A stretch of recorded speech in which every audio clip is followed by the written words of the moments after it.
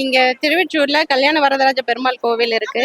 இந்த கோவில்ல என்ன விசேஷம்னா, காஞ்சிபுரத்துல இருக்க பெருமாள் ஈக்குவலா இங்க நடந்துட்டு இருக்கு எல்லாமே. இன்னைக்கு வந்து ஆண்டாளோட நட்சத்திரம். ஆடி பூரம்னாலே எல்லாரும் என்ன நினைக்கிறாங்கன்னா, அம்மன்களுக்கு வந்து வளகாப்பு எல்லாம் பண்றாங்க. ஆனா உண்மையான காரணம் என்னன்னா, ஆண்டாள் அவதரித்த நாள், ஆண்டாள் பிறந்த நாள், ஆண்டாள் அவதரித்த நாளை வந்து ஆடிப்பூரம்னு சொல்றாங்க. இங்க வந்து கல்யாணம் ஆகாதவங்களுக்கெல்லாம் வந்து ஆடிப்பூரம் மட்டும் விசேஷம் கிடையாது, மாசம் மாசம் பூரமும் விசேஷமா இங்க நடந்துட்டு இருக்கு.